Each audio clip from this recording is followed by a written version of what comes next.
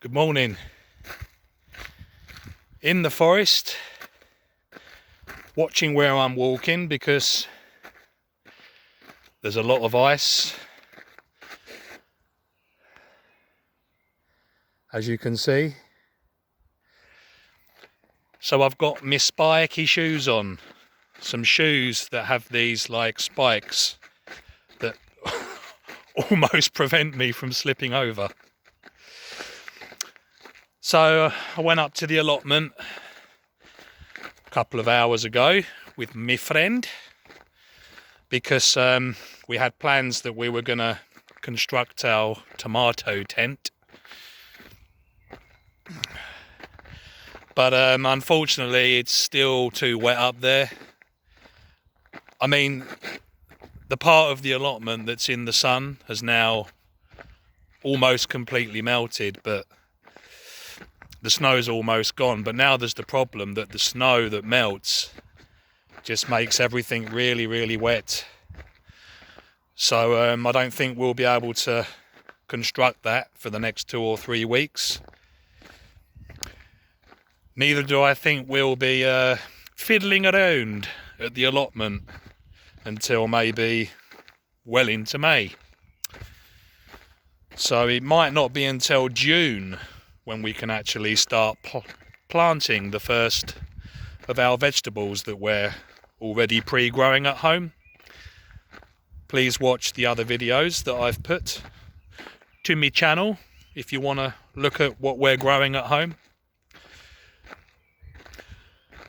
But yeah, I was just thinking the other day about, especially during my lifetime, I mean, I'm about 42 now. I am 42, not about. There's nothing about anything. I am 42. And I was just thinking about how impactful technology's been in our lives. And when I was a little nipper, it was the era of the Sega Mega Drive and the Super Nintendo. And I remember it clearly. Dad, can I have a Sega Mega Drive? And then I saw my dad's eyes roll back.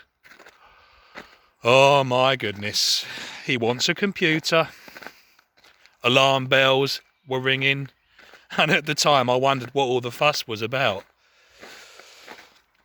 But trust me, now I know what the alarm bells were about, because it just seems like, as I say, especially in my lifetime and people that are about the same age as me, that just seems like there should have been a group of people, including sociologists, maybe social scientists, and whoever would have been suitable in this group of people. But it almost seems as though there should have been a group of people that decided how much technology is actually healthy for us, everyday people, and how much technology then starts to affect the way we are as people.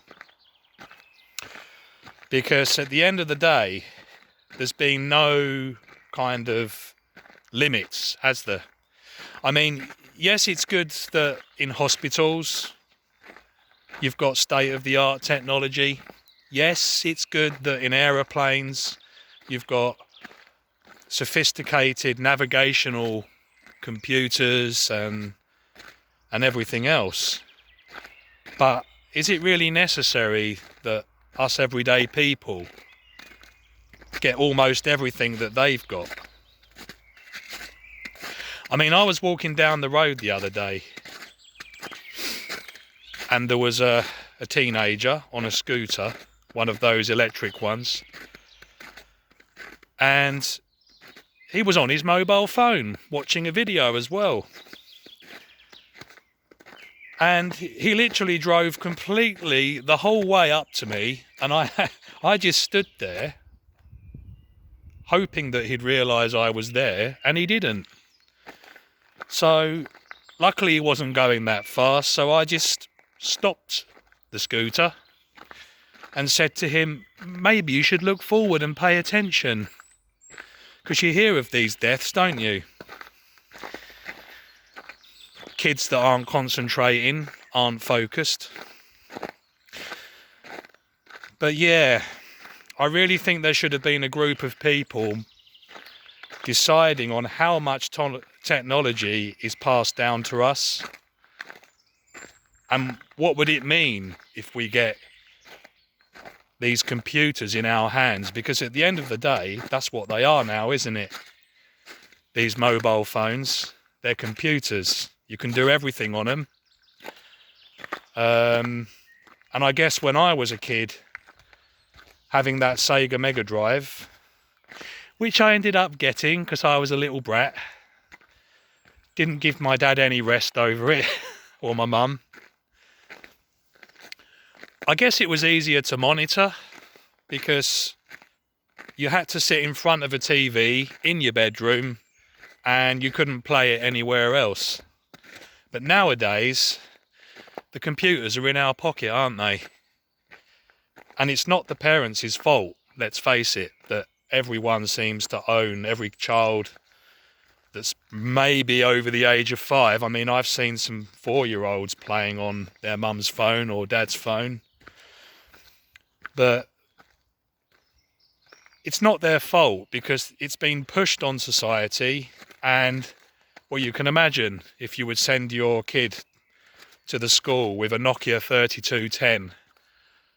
Oh, imagine the shame and the teasing. Oh, look at John's phone. Oh, look at Abigail's phone. She's a dinosaur. And then they go home and then, you know, feel bad that they've been teased, and then they start yelling at mum and dad, I want the same phone as everyone else. And let's face it, that's very difficult in the times that we're living in, to prevent your kids from having one of those. Likewise, it's very difficult to monitor how much time they're spending on them when they're in their pockets or in their school bag. I remember during COVID time, well, we're still kind of living in it, aren't we? Even though now the focus is on Vladimir. I saw an old lady wearing a face mask, of course, and she was at the shop, and people were encouraged to use the self-checkout, which have also exploded over the last few years, haven't they? And anyway, you can imagine being 80 years old, can't you? Trying to check your bloody shopping out, wearing the mask, can't breathe properly behind that. And also, you don't talk to a soul, do you? For me, that's quite disturbing, because you've got a lot of people, not just old age pensioners, but people in general. You have a lot of people that live alone, and they rely on going to the shop, buying their stuff and socialising a little bit with the people behind the till and the checkouts. And even if it's just good morning and a smile, it gives you a good feeling, doesn't it? And going back to my childhood, I mean, you can call it nostalgia, I guess. Or can you?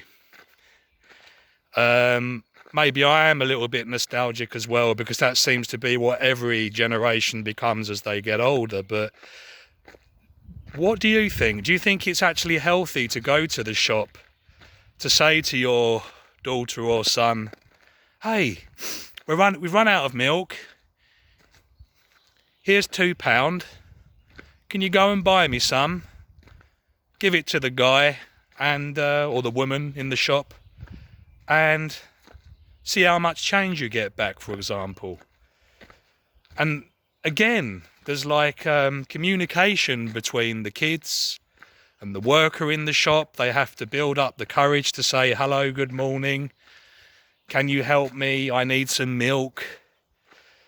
And there's a learning process behind it all, isn't there? But the thing is that technology these days has taken all that out of our lives. Yes, you can still speak to someone, but it just feels like this technology, the self-checkouts, mobile phones, they're taking away all those little diamonds out of our life, the little happenings and occasions where kids learn, they learn to interact with other people. And it just feels like that to operate in today's world, you have to be very much the same as everyone else, which I find disturbing. You have to use technology to do certain things like go to the bank,